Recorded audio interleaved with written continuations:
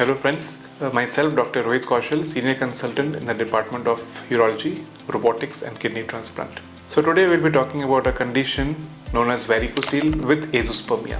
So first and foremost, what is a varicocele? Varicocele means कि आपकी जो scrotum में जो टेस्टिकल्स के अराउंड जो वेन्स होते हैं, जो ब्लड हमारे हार्ट की तरफ ले जाती है, so those veins which is known as the pampiniform plexus, ये engorged हो जाती हैं, dilated हो जाती हैं, जिसकी वजह से मल्टीपल सिम्टोमेटोलॉजी जैसे कि pain and testicular size shrinking या डिफिकल्टी इन कंसीविंग एंड ऐसे मल्टीपल प्रॉब्लम्स हो सकती हैं. सो आमतौर पे वेरिकोसील ये हमारे टेस्टिस की ग्रोथ को अरेस्ट करता है एंड टेस्टिस की फंक्शंस को इम्पेयर करता है. Many times these patients present to us with a semen report जिसमें कि उनकी मोटिलिटी या मॉर्फोलॉजी या तो उनकी काउंट्स कम हो जाती हैं. कभी कभी varicocele in around 4 to 15% patients इतना सीवियर हो जाता है कि this can result in azoospermia, यानी कि zero sperms in their semen which can have a great impact in conceiving.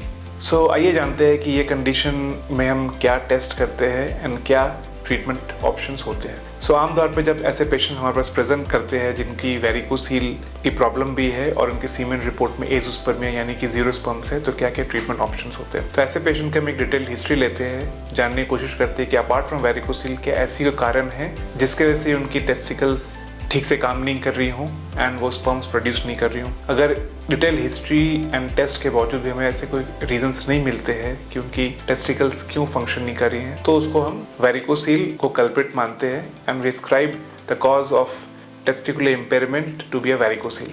Now depend करता है कि वो पेशेंट्स की वेरिकोसील कितनी बड़ी है. अगर किसी पेशेंट्स की लार्ज वेरिकोसील से लाइक ग्रेड 3 और ग्रेड 2 वेरिकोसील और उनके टेस्टिकुलर साइज नियर नॉर्मल है, उनके हार्मोनल प्रोफाइल्स नॉर्मल है, उनमें और कोई रीज़न नहीं मिल रही है टेस्टिकुलर इम्पेयरमेंट की, उनके जेनेटिक टेस्ट सब नेगेटिव आ रही हैं जैसे कि कैरोटाइपिंग, माइक्रोडिलीशंस, एंड वो स्टिल प्रोसीड करना चाहते हैं विद सम सर्जिकल ऑप्शंस, तो ऐसे पेशेंट्स को after detailed counselling we can offer them varicocele microscopic surgery, जिससे कि देखा गया अराउंड 30 to 40% पेशेंट्स में उनके स्पर्म्स उनके इजैकुलेट में वापस आनी शुरू हो जाती है. May be for a short period of time, but वो वापस आती हैं, जिसके वजह से स्पॉन्टेनियस प्रेगनेंसी हो सकती है, या तो इस स्पर्म्स को हम क्रायो प्रिजर्व करके इसे एक IVF या ICSI साइकिल में यूज़ कर सकते हैं. सो फ्रेंड्स, अगर आपके किसी फ्रेंड में या आपको ये कंडीशन डायग्नोज हुई है और आपके स्पर्म्स या सीमेन एनालिसिस में जीरो स्पर्म्स दिख रहे हैं, so please don't worry about it because